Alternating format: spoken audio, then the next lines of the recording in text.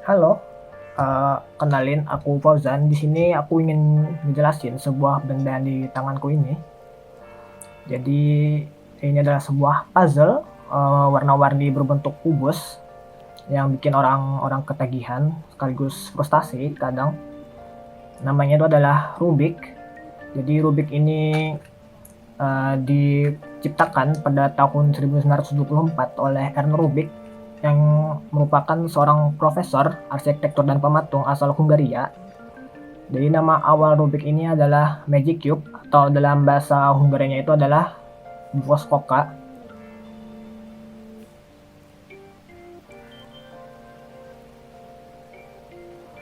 Bűvös kocka. Bűvös kocka.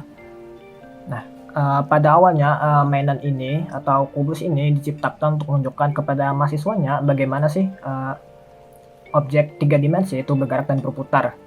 Nah, saat dia pertama kali mengacak-ngacak Rubik ini, bahkan dia sendiri itu tidak yakin apakah bisa kembali seperti semula. Tapi setelah menganalisis gerakan demi gerakan, akhirnya dia berhasil menyusunnya kembali dalam waktu kurang lebih sebulan.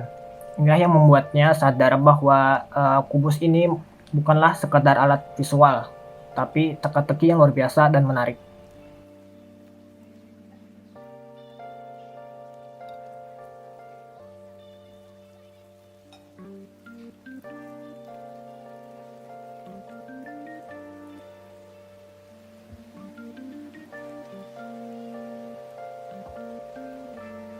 Secara matematis, berapa sih jumlah kemungkinan acakan dalam sebuah Rubik? Jadi ya untuk Rubik 3x3 ini sekitar 43 kuintillion, 222 kuadriliun, 3 triliun 274 miliar 489 juta 856 ribu kemungkinan. Itu adalah angka yang sangat banyak. Namun sebenarnya semua case itu bisa diselesaikan dalam kurang atau sampai 20 langkah. Mungkin kalian bertanya-tanya, emang seriusan bisa diselesaikan kurang sampai 20 langkah dengan semua possible case itu? Ya, betulnya bisa-bisa aja. Bahkan itu merupakan salah satu cabang perlombaan. Itu namanya Westmouth Challenge. Itu menyusun Rubik dengan posisi acak dengan langkah seminimal mungkin. Contohnya seperti berikut.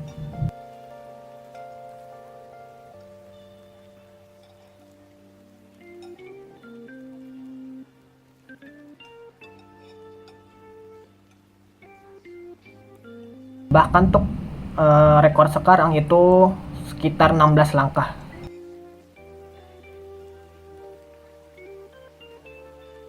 Kemudian selain Westmouth Challenge, ada juga beberapa cabang lainnya seperti blindfolded, yaitu solve Rubik dengan tutup mata.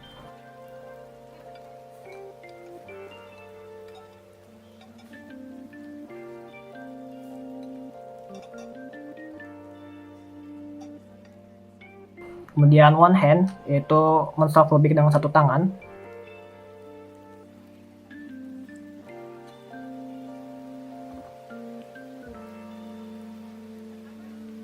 Ada juga yang namanya tuh multi blind, yaitu menyelesaikan banyak Rubik dengan bertutup mata dan ditutup pakai headphone.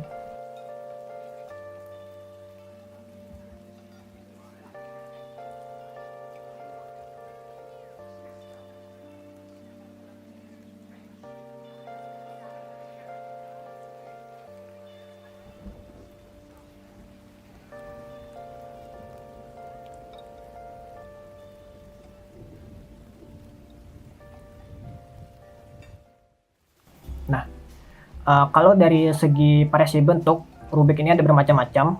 Kalau yang ini 3x3. Jadi ada variasi yang umum tuh seperti 2x2, 4x4, 5x5, 6x6, 7x7, dan sejauh ini yang saya tahu itu adalah yang 13x13. Dan ada juga bentuknya seperti bola segi 5, itu namanya Megamix. Kemudian ada juga yang namanya itu Rubik Mirror, yaitu warnanya itu sama semua, tapi ukuran tiap piece-nya itu berbeda-beda. Kemudian ada Rubik's Cube yang rotasinya itu diagonal. Kemudian ada Rubik Pyraminx, itu bentuknya seperti piramid. Kemudian ada Rubik Square One yang jika diputar itu bentuknya akan semakin berantakan. Dan ada juga yang namanya itu Rubik Clock. Jadi cara mainnya itu menggeser gear jamnya itu. Nah, kalau yang aku punya ini namanya Moyo Super RS3M 2020 maglev version. Ini aku beli tahun 2023. Itu belinya sekitar 150 sampai 200 ribuan kalau nggak salah. Dan ini termasuk budget ya. Mungkin kalian bertanya-tanya, 200 ribu emang budget? Saya jawab sih iya. Bahkan sebenarnya seri-seri flagship Rubik itu bisa berkisar sekitar 100 jutaan lebih. Yang biasanya tuh dari merek Gun.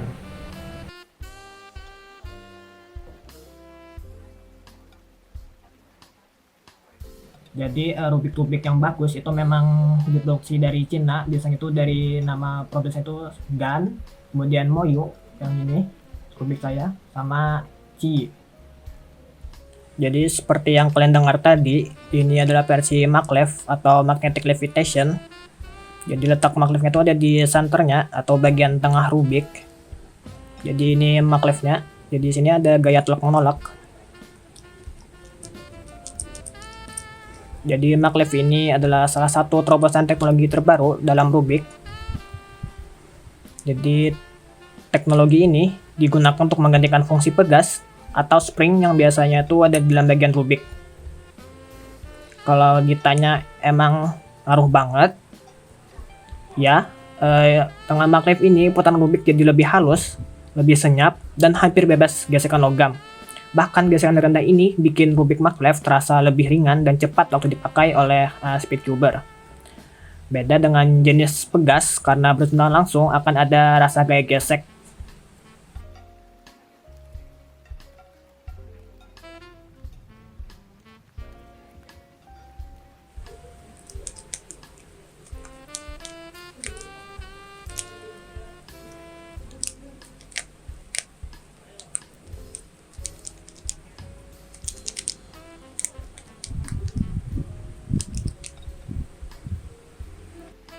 Variasi yang aku punya ini jenisnya itu stickerless alias tanpa stiker. Jadi piece-nya itu langsung berwarna, beda sama Rubik-Rubik yang dijual di pinggir jalan atau toko-toko biasa yang biasanya tuh warnanya biasanya tuh hitam lalu dikasih stiker warna-warnanya. Nah, Rubik yang seperti ini merupakan salah satu best budget speed cup pada masanya, yang dimana pada saat itu fitur maglev itu hanya dimiliki oleh seri flagship seperti seri Gun.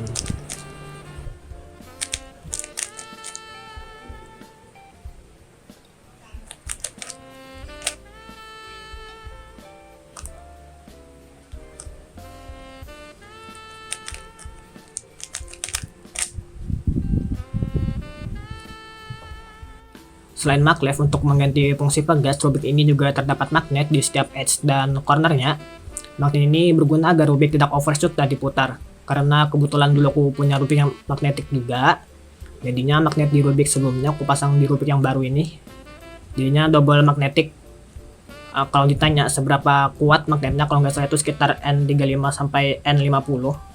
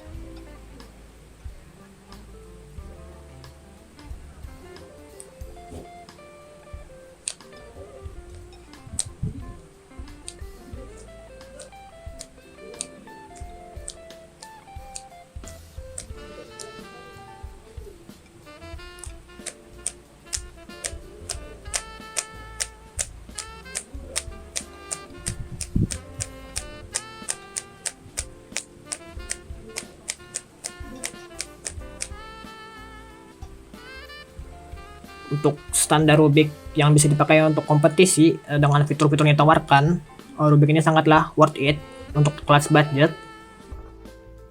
Nah, habis itu bagaimana sih cara orang main Rubik? Jadi sebenarnya umumnya itu ada dua metode, ada metode Rock sama metode CFOP. Tapi yang paling umum digunakan untuk pemula adalah CFOP. Jadi CFOP itu ada 4 tahapan utama. Jadi pertama itu kita membuat cross pada salah satu skema warnanya.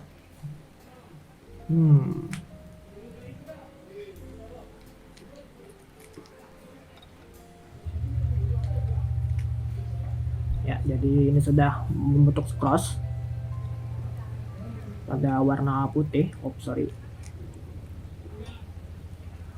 Jadi kita buat cross dan menyamakan warna ininya. Jadi hijau sama putih sama, kemudian merah dan oranye dan warna biru. Dan langkah tahapan kedua yaitu adalah F2L atau first layer. Jadi kita membuat menjadikan istilahnya 2 layer di bawah ini.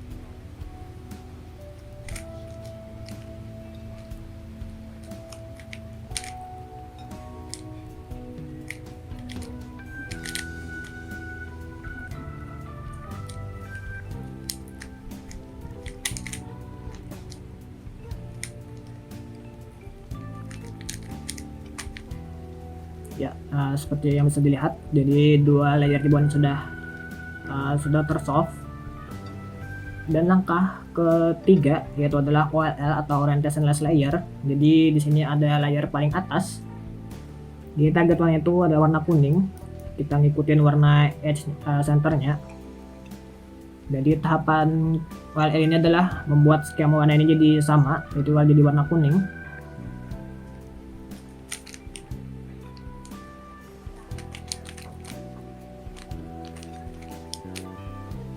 Ya, sudah jadi warna kuning semua.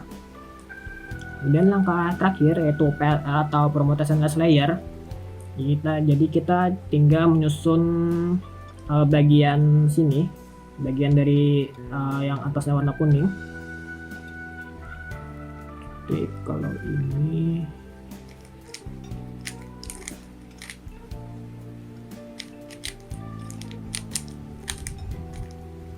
ya, jadi ini sudah tersolve semuanya. Nah, jadi umumnya cara nge-solve itu seperti itu. Namun ada juga beberapa algoritma atau tahapan khusus yang lebih tingkat lanjut. Seperti misalkan kasusnya itu saat F2L tadi, bagaimana caranya, ada beberapa kasus ketika kita menyelesaikan slot terakhir dari F2L, di saat yang sama kita juga men-solve bagian OLL-nya. Jadi ketika kita menyelesaikan tahapan F2L, OLL-nya juga telah selesai, jadi tinggal melakukan PLL. Jadi itu namanya kalau nggak salah ZBLL atau Zborowski-Bochum last layer. Jadi merupakan salah satu algoritma yang lebih advance lagi. Nah, untuk alat timernya itu biasanya kalau kompetisi itu biasanya pakai StackMate. Namun untuk alternatif kalau misalkan di PC itu ada namanya Blockkeeper, atau misalkan di Android itu ada yang namanya Cube Timer. Ya, mungkin sekian saja video tentang Rubik kali ini. Sampai jumpa di lain waktu. Adios.